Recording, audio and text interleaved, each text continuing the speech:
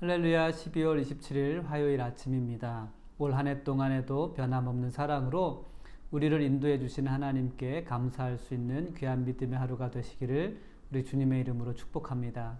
새해에도 하나님의 신실하신 사랑과 은혜가 여러분들을 위하여 예비되어 있음을 소망할 수 있는 귀한 삶이 되시기를 우리 주님의 이름으로 축복합니다. 오늘 우리가 함께 읽고 묵상할 말씀은 전도서 9장 11절 말씀부터 18절 말씀을 읽고 묵상하는 시간을 갖도록 하겠습니다.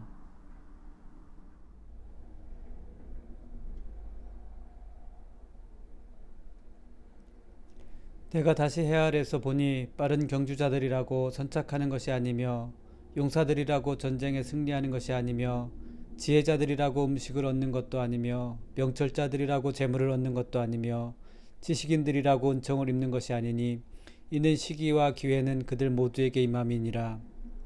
분명히 사람은 자기의 시기도 알지 못하나니 물고기들이 재난의 그물에 걸리고 새들이 올무에 걸림같이 인생들도 재앙의 날에 그들에게 홀연히 임하면 거기에 걸리느니라. 내가 또 해 아래에서 지혜를 보고 내가 크게 여긴 것이 이러하니 곧 작고 인구가 많지 아니한 어떤 성읍에 큰 왕이 와서 그것을 에워싸고 큰 흉벽을 쌓고 치고자 할 때에 그 성읍 가운데에 가난한 지혜자가 있어서 그의 지혜로 그 성읍을 건진 그것이라. 그러나 그 가난한 자를 기억하는 사람이 없었도다. 그러므로 내가 이르기를 지혜가 힘보다 나으나 가난한 자의 지혜가 멸시를 받고 그의 말들을 사람들이 듣지 아니한다 하였노라. 조용히 들리는 지혜자들의 말들이 우매한 자들의 다스리는 자의 호령보다 나으니라. 지혜가 무기보다 나으리라. 그러나 죄인 한 사람이 많은 선을 무너지게 하느니라. 아멘. 사람들은 자신이 놓친 기회에 대해서 후회합니다. 특별히 전도자가 말했던 것처럼 빠른 경주자, 용사, 지혜자, 명철자, 지식인들의 성공한 모습을 보며 사람들은 후회를 합니다. 또한 그들의 성공을 보며 나에게는 왜 그런 기회가 없었는지 아쉬워하기도 합니다. 그러나 전도자는 분명히 말씀해주고 있습니다.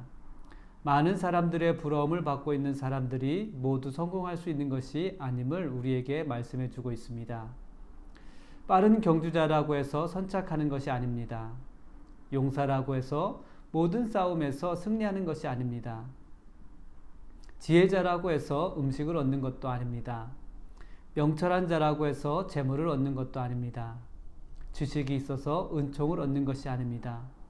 성공한 사람 혹은 성공할 수 있는 사람에게도 예외적인 경우들이 있을 수 있기 때문입니다. 모든 사람에게 임하는 시기가 있습니다. 그것은 바로 모든 사람이 죽음을 맞닥뜨릴 때가 있다라는 것입니다. 모든 사람이 죽음을 맞게 되는 것처럼 사람들이 부러워하고 있는 사람들에게도 다가오고 있는 시기가 있습니다. 모든 사람들이 바라지 않고 뜻하지 않았던 어려운 시기를 만날 때가 있다라는 것입니다. 마치 빠른 속도로 운전할 때 미처 보지 못하거나 대수롭게 보며 지나치게 된 것들이 위험 요소로 돌변하는 것과 같은 이치입니다. 용사이면서도 싸움에 패할 수 있는 수많은 요소들이 있을 것입니다.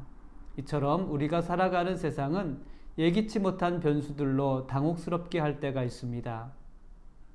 또한 우리의 예측이 전혀 예상하지 않았던 곳으로 흘러가는 경우들이 있습니다.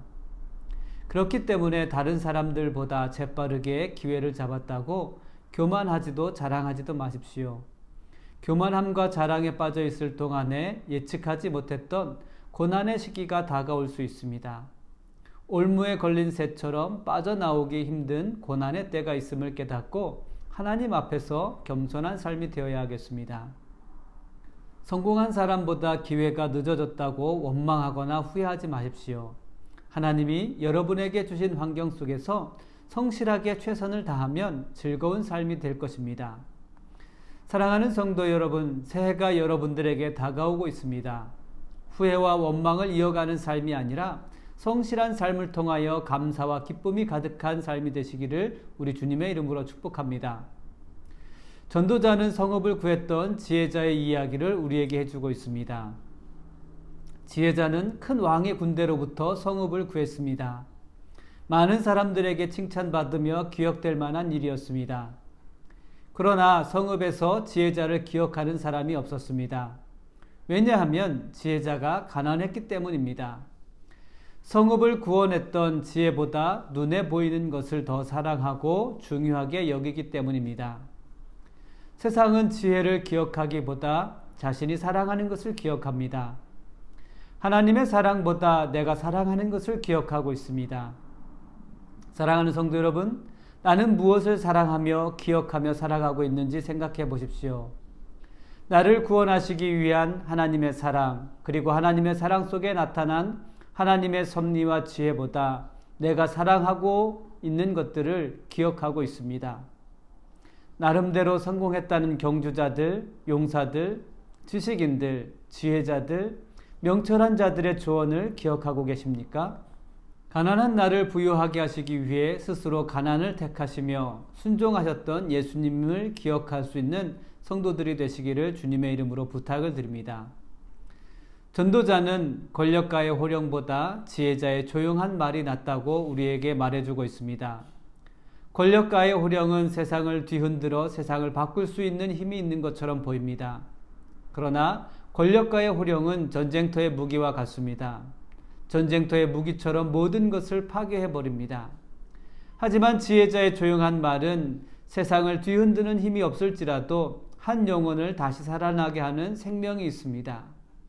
지혜자의 조용한 말에는 무너진 영혼을 다시 일으켜 세우는 사랑이 있습니다. 지혜자의 조용한 말에는 방향이 있습니다. 지혜자의 조용한 말은 바른 곳으로 우리를 인도하고 있습니다. 지혜자의 겉모습으로 판단하지 말고 지혜자의 말을 기억할 수 있는 삶이 되시기를 바랍니다. 무기는 성읍을 무너뜨릴 수 있지만 지혜자의 말은 생명을 구원할 수 있습니다.